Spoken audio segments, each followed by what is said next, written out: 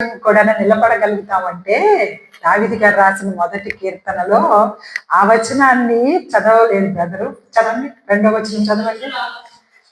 First వచనం యెహోవా మొట్టమొదటి కీర్తనలు మొదటి అధ్యాయము ఓపెన్ చేయండి. కీర్తనలు మొదటి అధ్యాయము psalms first chapter 1 first verse, first second చదువు పెట్టండి. దుష్టుల ఆలోచన చొప్పున నడవకుండా, పాపుల మార్గంలో నిలవకుండా, యెహోవా ధర్మశాస్త్రమందు ఆనందించుచు దీవారాత్రములు దానిని ధ్యానించేవాడు ఒలీవ చెట్టు వలె ఉంటారు. అర్థమవుతుందా? ఒలీవ చెట్టు వలె ఉండాలి అంటే అక్కడున్న వచనాలు చూడండి. దుష్టుల ఆలోచన చొప్పున నడవకూడదు, పాపుల మార్గాల్లో నిలవకూడదు, అలాగే యెహోవా ధర్మశాస్త్రం అపహాసకులు ఊరికే వేస్తా ఉంటారు చూసారు, అలాంటి వాళ్ళు కూర్చునే చోట కూర్చోకూడదు. యెహోవా ధర్మశాస్త్రం ఆనందించుచు దీవారాత్రములు దానిని ధ్యానించువాడు ధన్యుడు, అతడు నీటి కాలువలన్న. ఈ పైన చెప్పినవన్నీ చేసేవాడు, అతడు నీటి కాలువల యొరన నాటబడిన వాడే ఎప్పుడు ఆకు వాడక తన కాలమందు ఫలమిచ్చు చెట్టు వలె ఉంటారనమాట. కాబట్టి మనం పాటించాల్సిన పైన ఉన్నాయి కొన్ని, అవి పాటిస్తే ఇలాంటి పచ్చని జీవితాలు, అంటే నోవహు కాలంలో అంత పెద్ద తుఫాన్లో కూడా నిలబడగలిగిన స్థితి ఎందుకుంటుంది ఆ చెట్టుకి అంటే, ఇదిగో ఈ విధంగా బ్రతకగలిగినటువంటి స్థితి ఉంటేనే. అలాగే ఇక్కడ కూడాను మనకి ఇందాక బ్రదర్ చెప్తున్న ఒక వచనంలో నేను దానిని క్లారిఫై చేస్తాను మీకు ఎప్పుడు కూడాను. చూడండి 52వ కీర్తనలో కూడా 52:8 అంటే 52:8లో కూడాను చూస్తే అక్కడ కూడా ఏమని ఉంది, నేనైతే దేవుని మందిరములో పచ్చని ఒలీవ చెట్టు వలె ఉన్నాను. అయితే కింద వెంటనే చూడండి, నిత్యము దేవుని కృపయందు నమ్మిక ఉంచి ఉన్నాను. ఎప్పుడు ఉంటాను పచ్చని ఒలీవ చెట్టు వలె? నిత్యము ఆయన మీద నమ్మకం పెట్టుకొని ఆయన కృప కొరకు కనిపెట్టుకొని ఉంటే, అంతేగాని మనుషుల కృప కొరకు మనుషుల మీద నమ్మకాలు పెట్టుకొని ఉంటే మనమేం పచ్చని ఒలీవ చెట్లు మొక్కల వలె ఉండము. దావీదు గారు ఎప్పుడూ దేవుని కృప మీద పెట్టుకొని ఉన్నారు ఆశ. నేను రాత్రికాల సమయంలో కూడా జ్ఞాపకం చేసుకున్నాం కదా, ఆయన రాజు అయిన తర్వాత ఆయన పిల్లలకి తన యొక్క తరతరాలు వాళ్ళకి ఏం చెప్పుకుంటున్నాడు? నేను రాజుని బాబు, చాలా గొప్ప రాజుని అని చెప్పుకోవట్లేదు. నేను ఒక గొర్రెల కాపరిని, నా స్థితి చాలా చిన్నది. ఇప్పుడు ఏదో నా పిల్లలుగా మీరు రాజులుగా కనపడుతున్నారు, కానీ నాదైతే ఈ స్థితి కాదు. నన్ను ఒక భయంకరమైనటువంటి గొర్రెలు కాసుకుంటూ ఎవరూ పట్టించుకునే స్థితి నుంచి దేవుడు నన్ను ఈరోజు ఈ స్థితికి పెట్టడానికి కారణం ఏంటి? నేను దేవుని యందు నమ్మిక ఉంచుకొని ఉన్నాను.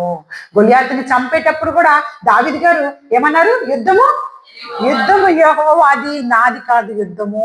నా స్థితికి నేను గొలియాతుని చంపడానికి అర్హత లేదు నాకు, కానీ నేను వాడిని ఇప్పుడు చంపుతాను. ఎలా అంటే నా వైపు నుంచి ఎవరు దేవుడు యుద్ధం చేస్తాడు కాబట్టి. సో మన స్థితిలో కూడాను మనం కూడాను ఏం చేయలేకపోవచ్చు. ఈరోజు మనకు ఎదురవుతున్న కష్టాలు, మనకు ఎదురవుతున్నటువంటి భయంకరమైన పరిస్థితులకి మనం కూడా చేతులు ఎత్తేసి ఉండొచ్చు. ఇక నేను ఏం చేయగలను అసలు ఇప్పుడు ఈ స్థితిలో?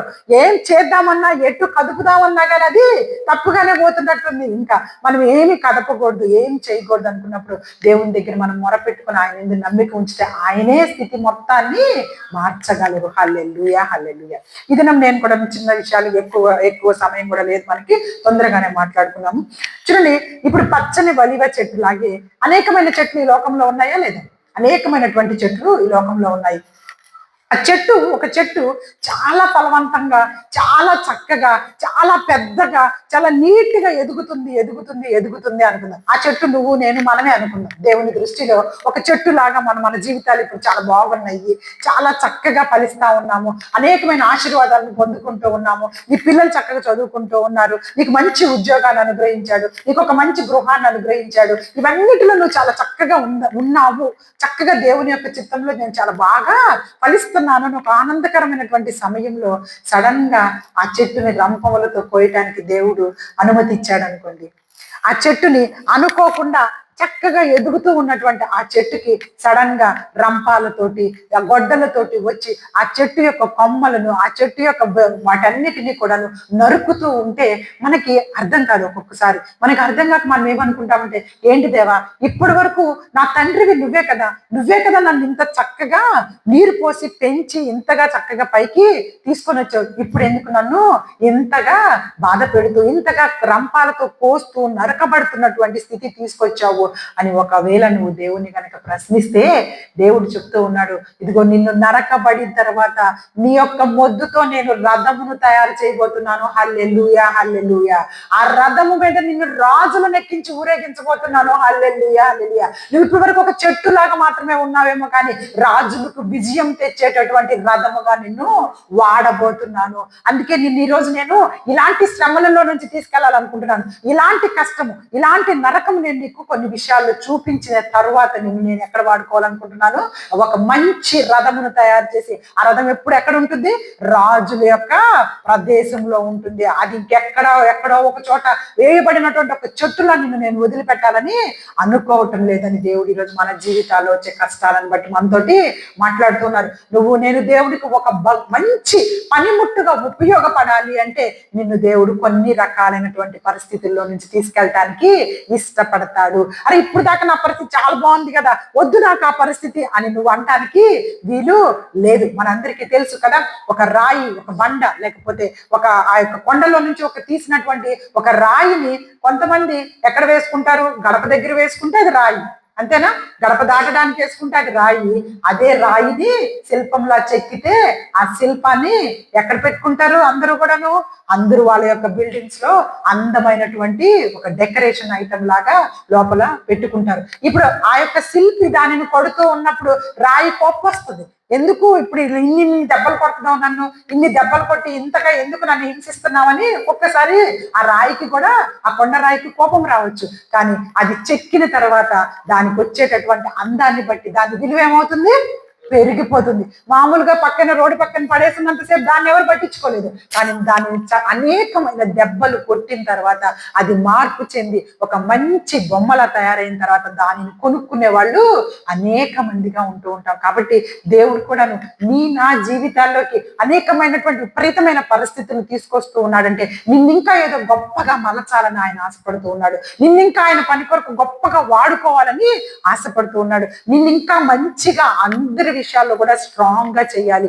చిన్న చిన్న విషయాలకు ఒకవేళ నువ్వు బలహీనం అయిపోతావేమో, కాదు, నీకు ఎంత పెద్ద పరిస్థితి వచ్చినా కానీ నువ్వు నిలబడగలవు నా కొరకని చూపించాలనే ఈ కష్టాలను దేవుడు మన జీవితాల్లోకి అనుమతినిస్తాడు. కాబట్టి ఒక్కసారి మనందరము కూడా ఈ దినం వస్తున్న బాధను బట్టి, ఇబ్బందులను బట్టి బాధపడద్దు. కానీ యోహాను సువార్త 8వ అధ్యాయము 12వ వచనం దగ్గరికి రాగలిగితే, యోహాను సువార్త 8వ అధ్యాయము 12వ వచనం చూడండి. 8వ అధ్యాయము 12వ వచనం, మరలా యేసు, నేను లోకమునకు వెలుగును, నన్ను వెంబడించువాడు చీకటిలో నడవక జీవపు వెలుగు కలిగి ఉండునని వారితో చెప్పాను. హల్లెలూయా, హల్లెలూయా. యేసుక్రీస్తు ప్రభు వారు ఏమని చెప్తున్నారు, నేను లోకమునకు వెలుగును, నన్ను వెంబడించే వాళ్ళు మీరు ఇంకా చీకటిలో నడవద్దు, చీకటిలో నడవకుండా వెలుగులోకి, జీవపు వెలుగులోకి కలిగి ఉన్నారు. హల్లెలూయా, హల్లెలూయా. అలాగే ఒకసారి ఎఫెసీయులకు రాసిన పత్రిక 5వ అధ్యాయం దగ్గర కూడా రండి. ఇప్పుడు మనం చీకటిలో లేము, మనము వెలుగులోకి వచ్చేసాము యేసుక్రీస్తు వారిని నమ్మి. ఎఫెసీయులకు రాసిన పత్రిక 5వ అధ్యాయము 8వ వచనం నుంచి చూడండి. 8వ వచనం నుంచి ఎఫెసీయులకు రాసిన పత్రిక చూడండి. ఆ 5వ అధ్యాయము 8వ వచనం చూస్తున్నారు కదా. మీరు పూర్వమందు ఏమై ఉన్నారంట, చీకటి అయి ఉన్నారు, ఇప్పుడైతే ప్రభువునందు వెలుగై ఉన్నారు. వెలుగెవరు? అసలైన వెలుగెవరు? ప్రభు, యేసుక్రీస్తు ప్రభు వారు వెలుగు. నేను వెలుగునని దేవుడు తెలియపరిచారు. మనం ఇంతకు ముందు ఎవరిని? చీకటి వారిని. కానీ ఇప్పుడు ఎక్కడికి వచ్చాము? మనము వెలుగులోకి వచ్చాము, ప్రభువునందు వెలుగులోకి వచ్చాము. అయితే 9వ వచనం అందరూ చూడండి, ఎక్కడున్నా సరే అందరూ చూడండి. వెలుగు ఫలము. ఇప్పుడు వెలుగులోకి వచ్చిన మనము ఫలించాల్సిన ఫలం ఏంటో చూడండి. మనం ఎలా బ్రతకాలి అని దేవుడు తెలియపరుస్తున్నారు. వెలుగు ఫలము సమస్త విధములైన మంచితనము, నీతి, సత్యం అనే వాటిలో కనబడుచున్నది. హల్లెలూయా, హల్లెలూయా. నువ్వు చీకటిలో ఇంకా లేవు, నువ్వు వెలుగులోకి వచ్చేసావు. వెలుగులోకి వచ్చినటువంటి నువ్వు ఫలించాల్సినటువంటి ఫలం ఏంటంటే వెలుగు ఫలాలు, సమస్త విధమైన మంచితనం అంట. ఏదో కొన్ని విషయాల్లో నేను మంచిగానే ఉంటానండి, కొన్ని విషయాల్లో నేను ఉండలేనండి, నా వల్ల కాదండి అంటే కుదరదు అంటున్నారు దేవుడు. నువ్వు నాకు వెలుగులోకి వచ్చిన తర్వాత సమస్త విధములైనటువంటి విషయంలో మంచితనంతో ఉండాలి, నీతిగా ఉండాలి, సత్యముతో నువ్వు బ్రతకాలి. ఆ తర్వాత 10వ వచనం కూడా చూడండి. కాబట్టి ప్రభువుకి ఏది ప్రీతికరమైనదో అంటే దేవునికి ఏది ఇష్టమైనదో దానిని పరీక్షించుచు వెలుగు సంబంధుల వలె నడుచుకొనుడి. మీరు ఇంతకు ముందు చీకటి, కానీ ప్రభువుని తెలుసుకున్న తర్వాత వెలుగులోకి వచ్చేసారు. వెలుగులోకి వచ్చిన తర్వాత మీ ఫలాలు ఇలా ఉండాలి, ఇలా ఉండటమే కాకుండా వెలుగు సంబంధుల వల్ల నడుచుకుంటూ, ఇంకా చూడండి 11వ వచనంలో, నిష్ఫలమైన అంధకార క్రియలలో పాలివార ఉండక వాటిని ఖండించుడి. నిష్ఫలమైనటువంటి వాడు, అవి ఫలము లేనటువంటివి అంధకార క్రియలు, చీకటిలో చేసే పనులు, తప్పు పనులు, వాటి వల్ల నీకేమీ ఫలము లేదు. నిష్ఫలము అయ్యి నిష్ఫలమైన అంధకార క్రియలలో పాలివారై ఉండకండి అని తెలియపరుస్తూ పరిశుద్ధాత్మ దేవుడు ఈరోజు ఏం మాట్లాడుతూ ఉన్నారో తెలుసా మనందరికీ? మనము కనుక కొన్ని విషయాలను జయించగలిగితే ఈ సంవత్సరం మనము దేవుని యొక్క ఆశీర్వాదాన్ని పొందుకున్న వారిని. ఏ ఏ విషయాలను నువ్వు జయించగలుగుతున్నావు? ఈ లోకంలో కొన్ని విషయాలను నువ్వు జయించమని దేవుడు తెలియపరుస్తూ ఉన్నారు. ఆ జయించే విషయాల్లో ఒక్కసారి రోమాపత్రికలో చూడండి, 3వ అధ్యాయం 23వ వచనము. రోమాపత్రిక 3వ అధ్యాయం 23వ వచనము.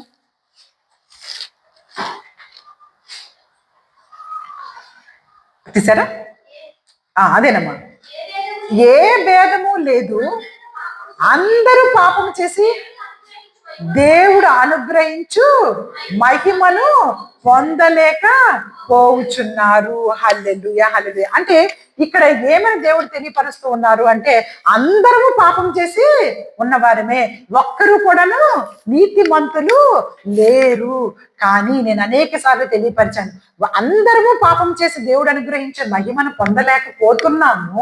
కానీ మనము యేసుక్రీస్తు ద్వారా ఏమయ్యాము? నీతిమంతులుగా తీర్చబడ్డాము. హల్లెలూయా, హల్లెలూయా. మన క్రియల వల్ల మనందరం పాపులము, మన మాటల వల్ల మనందరం పాపులము, మన ఆలోచనల వల్ల మనందరము పాపులమే. ప్రతి ఒక్కరిని కూడా ఏ భేదము లేదు, అందరూ పాపం చేసి దేవుని యొక్క మహిమను పొందలేకపోతున్నాం. కానీ ప్రభు అయిన క్రీస్తు వారి యందు నమ్మకం ఉంచటం వలన, విశ్వాసం వలన, రోమపత్రిక అక్కడే చూడండి ఒకసారి 5వ అధ్యాయం 1వ వచనంలో, 5వ అధ్యాయం 1వ వచనం ఫాస్ట్. కాబట్టి విశ్వాస మూలముగా మనము నీతిమంతులుగా తీర్చబడి ఇప్పుడు మనం ఏమయ్యామంట? అందరూ పాపం చేసి ఆయన మహిమను పొందలేకపోయాము. కానీ దేవుడు మన ప్రభు అయిన క్రీస్తు వారి యందు విశ్వాసం ఉంచటం వల్ల మనం ఇప్పుడు ఏమయ్యాము? నీతిమంతులుగా తీర్చబడ్డాం. ఇంకా భయపడాల్సిన పని లేదు. నేను పాపిని అని మీరు 10 సార్లు అనుకోవాల్సిన పని లేదు. మీరు ప్రభు అయిన క్రీస్తు వారిని నమ్మిన వెంటనే, ఆయన విశ్వాసం ఉంచిన వెంటనే మీరు నీతిమంతులుగా తీర్చబడ్డారు. హల్లెలూయా, హల్లెలూయా. ఇప్పుడు నీతిమంతులకు వస్తున్నటువంటి ప్రతి ఫలము మనం పొందుకుంటున్నాం. మనందరికీ తెలుసు, కీర్తనలో నీతిమంతునికి కలుగు ఆపదలు అనేకము అని రాయబడి ఉంటాయి. నీతిమంతుడు ఒక్కసారి పడిపోయినా, 7 సార్లు పడిపోయినా దేవుడు మరలా తిరిగి లేపుతాడు అని ఉంది. అంటే మనం అనుకుంటాం అదెవరో నీతిమంతులకు కావాలండి, మనకి సంబంధం లేదేమో ఈ వచనము, ఎవరో నీతిమంతుల గురించి మాట్లాడుతున్నారు అంటే ఎవరో మంచి పనులు చేసిన వారి గురించి అనుకుంటాం. కాదు, మంచి పనులు చేసిన వారి గురించి కాదు దేవుడు మాట్లాడుతుంది. నా యందు విశ్వాసం ఉంచిన ప్రతి ఒక్కరూ నీతిమంతులుగా నేను తీర్చుకున్నాను. కాబట్టి నీతిమంతులు మనందరం. ఇప్పుడు ఆ నీతిమంతులు నేను ఎన్నిసార్లు పడేసినా మళ్ళీ తిరిగి లేపగల శక్తి నా దగ్గర ఉంది. హల్లెలూయా, హల్లెలూయా. అందుకే కదా మనం ఆ పాట కూడా అనేక సార్లు పాడుకుంటున్నాం కదా. ఈ మధ్య ఏ స్థితిలో ఉన్నప్పటికీ కూడా ఏంటి ఆ పాట? పడిపోయిన చోటే నిలబెట్టువాడవు, ఏమైనా చేయగలవు, కథ మొత్తం మార్చగలవు, నీ నామముకే మహిమంతా తెచ్చుకొందుము యేసయ్యా, నీవయ్యా, నీకే హల్లెలూయా, నీకే సాధ్యం కదా. చూడండి ఎంత ఆయన మహిమ తెచ్చుకోవడానికి మనం నీతిమంతులుగా తీర్చుకున్నాడు. ఆయన మనము జన్మరీత్యా పాపులమే, మనం చేస్తున్నటువంటి పనుల ద్వారా పాపులమే, కానీ ఆయన నీతివంతులుగా తీర్చుకొని ఈరోజు పడిపోయిన చోట మనందరినీ నిలబెట్టాలని ఆశపడుతున్నాడు కదా. మొత్తం మార్చగలడు మన జీవితాల్లో. నువ్వు అనుకుంటున్న కథ వేరు, ఆయన అనుకుంటున్న కథ వేరు. నీ వైపు ఏర్పాటు చేసుకున్న కథ ఫుల్ గా డిఫరెంట్ అనమాట. ఆ చెట్టుని ఎందుకు నరుకుతున్నావు? నన్ను ఇప్పుడు దాకా నీళ్లు పోసి ఇంత చక్కగా పెంచావు కదా దేవా, మరి ఇప్పుడు ఎందుకు మళ్ళీ ఇంత కొమ్మలు నరికేస్తున్నావు, అది తీసేస్తున్నావు, ఇది తీసేస్తున్నావు, నేను తట్టుకోలేకపోతున్నాను అంటే, అవన్నీ తీసేసిన తర్వాత నేను నిన్ను రాజులు ఉపయోగించుకునే విధంగా చేయబోతున్నా, నిన్ను ఒక రాజు కిరీటంతో నేను అలంకరించబోతున్నాను, అందువల్ల నువ్వు బాధపడాల్సిన పని లేదు అని దేవుడు ఈరోజు మనతోటి మాట్లాడుతూ ఉన్నారు. అలాగే 2వ తిమోతి గారికి రాసిన పత్రిక 1వ అధ్యాయము 7వ వచనం చూడండి. తిమోతి గారికి రాసినటువంటి పత్రిక, దేవుడు మనకు శక్తియు ప్రేమయు ఇంద్రియ నిగ్రహములు గల ఆత్మనే ఇచ్చిన గాని పిరికితనము గల ఆత్మను ఇయ్యలేదు. హల్లెలూయా, హల్లెలూయా. చూసారా, 2వ తిమోతికి రాసిన పత్రిక 1వ అధ్యాయం 7వ వచనంలో ఏమని రాయబడి ఉంది అంటే, ఇదిగో దేవుడు మనకు ఎలాంటి ఆత్మనిచ్చాడంట? ఇంద్రియ నిగ్రహములు గల ఆత్మనే ఇచ్చాడు, కానీ పిరికితనం కలిగిన ఆత్మను ఇవ్వలేదు అంటున్నాడు. అంటే ఈరోజు మన జీవితంలో వచ్చిన కష్టాలను బట్టి నువ్వు భయపడుతున్నావా? నీలో చాలా భయం వచ్చేస్తుందా? ఇక్కడ ఈ వచనం దేవుడు మాట్లాడుతున్నాడు, నేను మీకు భయపడే ఆత్మను అసలుకి ఇవ్వలేదు. మీకు నేను ఇచ్చిన ఆత్మ ఎలాంటిది అంటే పిరికితనము గల ఆత్మ కాదు, ఇంద్రియ నిగ్రహములు కలిగినటువంటి ఆత్మనిచ్చాను. నేను ఎలాంటి ఆత్మనిచ్చానని మీరు పదే పదే జ్ఞాపకం చేసుకోండి. మీరు అన్ని తట్టుకోగలిగే శక్తి కలిగిన ఆత్మే మీలో ఉంది. అది నా ఆత్మ. ఎవరిది నా ఆత్మ అంటే? దేవుని యొక్క ఆత్మ. దేవుడు మనలోకి జీవాత్మను ఊదితేనే మనిషి అయ్యాడు. కాబట్టి నా ఆత్మను మీకు ఇచ్చాను. అది ఎలాంటి ఆత్మ? నాది పిరికితనం కలిగినటువంటి ఆత్మ కాదు. మీరు ఎందుకు భయపడుతూ ఉన్నారు? మీరు భయపడాల్సిన పని లేదు. నేను ఇందాక తెలియపరిచినదే, మీరు జయించగలిగిన కొన్ని విషయాలను జయించగలిగితే దేవుడు మన అందరినీ ఆశీర్వదించాలని ఈ సంవత్సరం ఆశపడుతూ ఉన్నాడు. కాబట్టి మనం మొట్టమొదటిగా మనం పాపులమి అంతసార్లు అనుకోకండి. మీ పాపాన్ని యేసుక్రీస్తు ప్రభువారు ఎప్పుడో ఆయన రక్తం ద్వారా కడిగేశారు. కాబట్టి మనం నీతిమంతులమి అని మనం పదే పదే అనుకుంటే అప్పుడు నీతి క్రియలు చేయడానికి ఇష్టపడతాం మనం కూడా. అంతేగాని మనం పాపలు అన్నట్టు సర్లే ఎలాగో పాపమే కదా అని పాపక్రియలే చేస్తూ ఉంటాం. అందుకని ఎప్పుడు కూడా మనం అది అనుకోవడం మానేసేయాలి. రెండవదిగా మనకి పిరికితనం కలిగిన ఆత్మను దేవుడు అనుగ్రహించలేదు. కాబట్టి దేనికి భయపడకుండా ఆయన మీద ఆధారపడి ధైర్యంగా మనము ముందుకు సాగాలి. అలాగే 1 యోహాను గారు రాసినటువంటి సువార్త 2వ అధ్యాయం 9వ వచనం చూడండి. 1 యోహాను గారు రాసినటువంటి పత్రిక, యోహాను గారు రాసిన మొదటి పత్రిక 2వ అధ్యాయము 9వ వచనం. హల్లెలూయా. అందరు తీయండి. ఇది చాలా గొప్ప విషయము. ఇది మనందరం పాటించాలి, అన్ని పాటించాలి. ఇది ఇంకా ముఖ్యంగా అనమాట. చూడండి 2వ అధ్యాయము 9వ వచనం. 1 జాన్ 2:9. వెలుగులో ఉన్నామని చెప్పుకొనుచు తన సహోదరుని ద్వేషించువాడు ఇప్పటి వరకును చీకటిలోనే ఉన్నాడు. చూసారా, మనం వెలుగులోకి వచ్చాం కదా. ఇప్పుడు ఫస్ట్ వచ్చిన మనం మాట్లాడుకున్నది, నేను వెలుగును, నా యందు నమ్మకం ఉంచిన వారంతా మీరు కూడా చీకటిలో నుండి వెలుగులోనికి వచ్చి ఉన్నారు అని యోహాను సువార్తలో యేసుక్రీస్తు ప్రభువారు మాట్లాడారు. ఎఫెసీయులకు రాసిన పత్రికలో మీరు వెలుగు సంబంధులు కాబట్టి వెలుగు సంబంధమైన ఫలాలను ఫలించండి అని పౌలు గారి ద్వారా దేవుడు మనతోటి మాట్లాడున్నారు. ఇప్పుడు ఇక్కడ కూడా అదే అన్నారు. ఒకవేళ మీరు వెలుగు సంబంధులు అయితే మీరు ఎలా ఉండాలి అంటే, చూడండి, ఇంకా సహోదరుని ద్వేషిస్తూనే ఉన్నారా? మీ పక్కన ఉన్న వాళ్ళని ఇంకా ద్వేషిస్తానే ఉంటే మీరు ఇంకా చీకటిలో ఉన్నట్టే. మీరు సహోదరులని మీరు ప్రేమించగలిగితేనే, మీ పక్కనున్న వారిని మీరు ప్రేమించగలిగితేనే మీరు వెలుగు సంబంధులు, నాతో పాటు వెలుగులోకి వచ్చారని నేను నమ్ముతాను. మీరు ఇంకా సహోదరుల పట్ల ద్వేషాలు పెంచుకుంటూ ఉంటే మీరు ఇంకా చీకటిలో ఉన్నట్టే అని ప్రభువైన యేసుక్రీస్తు వారు పరిశుద్ధాత్మ ద్వారా మనతో మాట్లాడుతూ ఉన్నారు. అలాగే అక్కడే మనం చూసుకోగలిగితే అక్కడ 15 నుంచి కూడా చదవండి. ఈ లోకములో ఉన్న వాటినైనను ప్రేమింపకుడి. ఎవడైనను లోకమును ప్రేమించిన యెడల తండ్రి ప్రేమ వానిలో ఉండదు. ఈ లోకంలో ప్రేమించి లోకం లోకం లోకం ఈ లోకంలో ఉన్నవన్నీ నాకే కావాలి, ఈ లోకంలో చూసినవన్నీ నాకే కావాలి అని అనిపించేలాగా లోకాన్ని కనుక నువ్వు ప్రేమిస్తూ ఉంటే గనక తండ్రి ప్రేమ నీలో ఉండదు. తండ్రి ప్రేమ నీలో ఉంటే నువ్వు లోకాన్ని ప్రేమించడానికి ఇష్టపడకూడదు. లోకంలో ఉన్నవన్నీ కూడా, ఆ కింద వచ్చిన చూడండి, లోకములో ఉన్నదంతయు శరీరాశ, నేత్రాశ, జీవపు డంబము, ఇవి తండ్రి వలన పుట్టినవి కావు, ఇవి లోక సంబంధమైనవి. మీరు గనక తండ్రి యొక్క ప్రేమలో ఉన్నవారు అయితే ఇదిగో ఈ శరీరాశను వదిలిపెట్టుకోవాలి, నేత్రాశను వదిలిపెట్టుకోవాలి, జీవపు డంబాన్ని వదిలిపెట్టుకోవాలి. తెలుసు కదా వీటి గురించి పెద్ద ఎక్స్ప్లెయిన్. శరీరాశలు అంటే ఏంటో తెలుసు, నేత్రాశలు అంటే ఏంటో, కళ్ళకు చూసిందల్లా కావాలని, శరీరం అడిగిందల్లా ఇచ్చేయాలని అనుకోవాల్సిన పని మనకి వద్దు. వాటి మీద ఆశలు వదిలిపెట్టేసుకోండి. జీవపు డంబము అంటే నాకు అది ఉంది, ఇది ఉంది అని ఒక డంబాలు పలుకుతూ ఉంటారు చూసారా, నాకేంటి నాకేంటి అని చెప్పేసి. ఇలాంటివన్నీ లోక సంబంధమైనవి. వీటిలో ఎందుకు మీరు ఆసక్తి కనపరచొద్దు.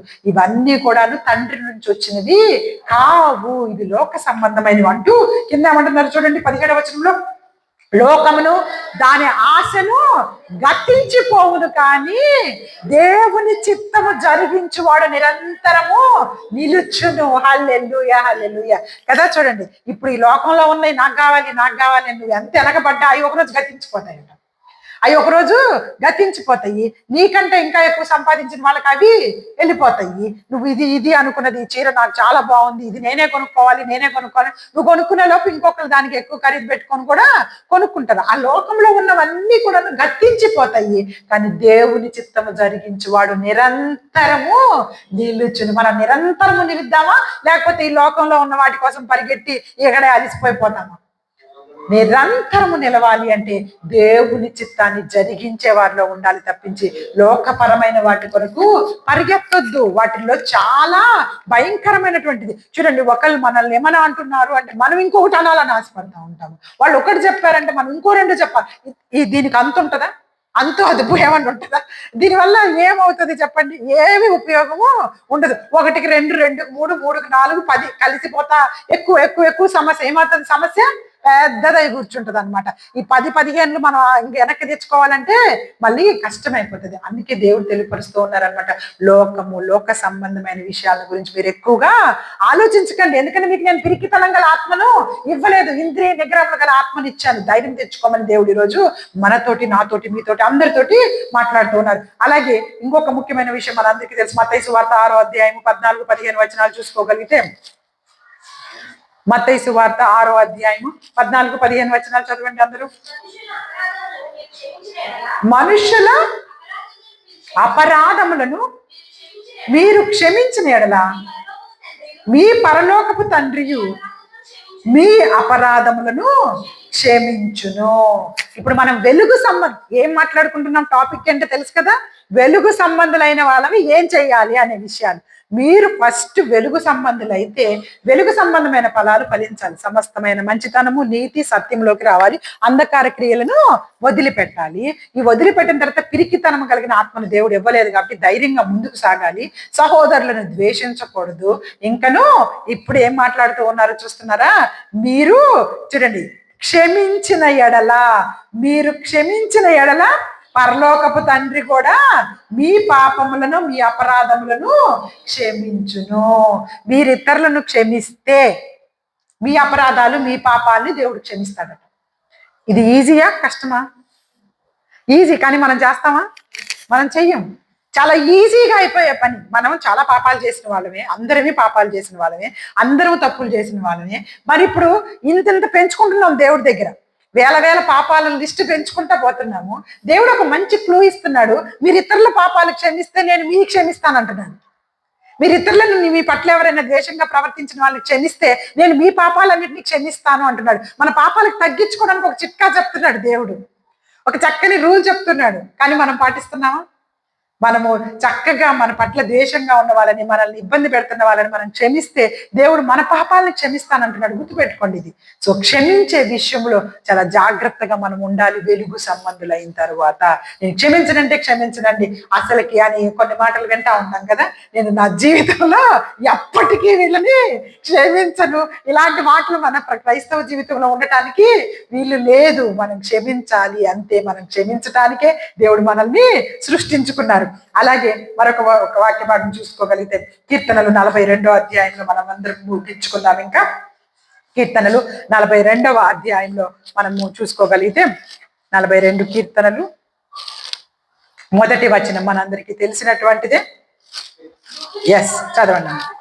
దుప్పి నీటి వాగుల కొరకు ఆశపడినట్లు దేవా నీ కొరకు నా ప్రాణము ఆశపడుచున్నది. హల్లెలూయా, హల్లెలూయా. అలాగే అక్కడ కింద వచనం కూడా చూడండి. నా ప్రాణము దేవుని కొరకు తృష్ణ కొనుచున్నది, జీవము గల దేవుని కొరకు తృష్ణ కొనుచున్నది. దేవుని సన్నిధికి నేను ఎప్పుడు వచ్చిదును, ఆయన సన్నిధిని నేను ఎప్పుడు కనబడుదును. నీ దేవుడు ఏమాయన వారు నిత్యము నాతో అనుచున్నప్పుడు రాత్రి పగళ్ళు నా కన్నీళ్లు నాకు అన్నపానములైను. చూసారా, వీటన్నిటిలో మనం సరిగ్గా ఉండాలి అంటే దుప్పి నీటి వాగుల కొరకు ఆశపడుతున్నప్పుడు అన్నట్టు మనం దేవుని సన్నిధికి ఎప్పుడు రావాలి, ఆయన ఏం మనతో మాట్లాడతాడు, ఆయనతో మనం మాట్లాడినప్పుడు ఆయన మనల్ని సరిచేస్తాడు అన్న విషయాలను మనము దృష్టిలో ఉంచుకొని ఎప్పుడెప్పుడు ఆయన సన్నిధికి రావాలనే ఆశతోటి ఉండాలి. నేను ఈ దుప్పి నీటి వాగుల కొరకు మనం ఇంతకు ముందు కూడా టాపిక్ మాట్లాడుకున్నాం, గుర్తుంది కదా. దుప్పి నీటి కొరకు ఆశపడట్లేదు, నీటి వాగుల కొరకు ఆశపడుతుంది. ఎందుకో తెలుసా, నీరు సరిపోతుంది దానికి. ఆ దాహం వేసినప్పుడు ఎవరికైనా నీరు కొంచెం దొరికితే సరిపోతుంది. కానీ నీటి వాగుల కొరకు ఎందుకు ఆశపడుతుంది అంటే నీటి వాగులలో దాక్కోగలటానికి. ఎందుకంటే సాతాను అంటే మన జీవితాల్లోకి సాతాను, దుప్పికైతే సింహం. సింహము దుప్పిని పట్టుకోవటానికి ఎప్పుడైతే అది పాపం అనుకుంటూ ఉంటుందంట, ఇక్కడ నీళ్లున్నాయి ఇక్కడ నీళ్లున్నాయి అనుకొని ఎడారిలో నీళ్ల కోసం వెతుక్కుంటూ, వయాసిస్ మనకి కొంచెం ఎండకి నీళ్లులాగా కనపడతాయి చూసారు కదా, అది నీళ్ళేమో అనుకొని కొంచెం దూరం కొంచెం దూరం కొంచెం దూరం అలా వెతుక్కుంటూ వెతుక్కుంటూ వెళ్ళిపోయేటప్పటికే నిజమైనటువంటి నీటి వాగుల దగ్గరికి వచ్చేసరికి సింహం నోట్లోకి చిక్కుకుపోయే పరిస్థితులు వచ్చేస్తాయంట. అప్పుడు దానికి కావాల్సింది ఏంటంటే నీటి వాగు లోపలికి వెళ్ళి ముక్కును వరకు పైకి పెట్టి అస్సలు సింహానికి దొరకకుండా దాక్కోగలదట నీటి వాగులు. నీటి వాగులో ఒక్కసారి అది వెళ్ళిపోయిన తర్వాత దానికి మామూలుగా అయితే దుప్పికి ఒక రకమైన వాసన వస్తూ ఉంటుందంట. సింహం ఈజీగా గుర్తుపట్టేస్తుందంట పట్టుకోవడానికి. ఆ వాసన ఆ చుట్టుపక్కల ఎక్కడొచ్చినా కానీ ఇక్కడ దుప్పి ఉందని కనిపెట్టగలదంట. కానీ నీటి వాగులోకి వెళ్ళిన తర్వాత దాని వాసన కూడా బయటికి అస్సలు తెలియదంట. అందుకే దుప్పి ఆ యొక్క సింహము వెనకబడుతున్నప్పుడు అది ఆశపడేది ఏంటంటే నీటి వాగుల కొరకు ఆశపడుతుంది. మన జీవితాల్లో కూడా అపవాది మనల్ని తరుముతూ ఉంటుంది. అపవాది ఎప్పుడు మింగాలని చూస్తూ ఉంటుంది, ఎప్పుడు నువ్వు బలహీనం అయిపోతావా అని ఎదురు చూస్తూ ఉంటుంది, ఎప్పుడు నీ ప్రార్థనా జీవితం తగ్గిపోయిందో అప్పుడు గమనిస్తూ ఉంటుంది, ఎప్పుడు నీ వాక్య జీవితం తగ్గిపోయిందో గమనిస్తూ ఉంటుంది, ఎప్పుడు నువ్వు దేవుని సన్నిధికి సరిగ్గా రావో గమనిస్తూ ఉంటుంది. ఈ మూడిట్లో నువ్వు ఎప్పుడైతే తగ్గిపోతావో అప్పుడు అది అటాక్ చేయడానికి సిద్ధంగా ఉంటుంది. అనేకమైన విషయాలు నీ చేత మాట్లాడిస్తుంది, అనేకమైన పనుల్లోకి నిన్ను దూరం చేస్తుంది అనమాట. అనేకమైనటువంటి తప్పు పనుల్లోకి నిన్ను వెళ్ళిపోయేటట్టు చేస్తుంది. అప్పుడు నువ్వు దిప్పి నీటి వాగుల కొరకు ఆశపడినట్లు యేసుక్రీస్తు సన్నిధి కొరకు ఆశపడి పరిగెత్తాలి. ఆయన సన్నిధిలో ఉంటే ఆ యొక్క సాతాను నిన్నెవ్వరిని కూడా మనందరినీ ఏమీ చెయ్యలేదు. కాబట్టి ఆయన సన్నిధిని విడిచిపెట్టి వెళ్ళడానికి ఎవ్వరూ ప్రయత్నం చేయకూడదు. ఎప్పుడు ఆయన సన్నిధిలో ఉండి వెలుగు సంబంధుల వల్లే మనందరం నడుచుకోవాలని కోరుకుంటూ ఈ చిన్ని వాక్య భాగాన్ని దేవుడు ఆశీర్వదించి దీవించును గాక. Amen. God bless you all. God bless you all.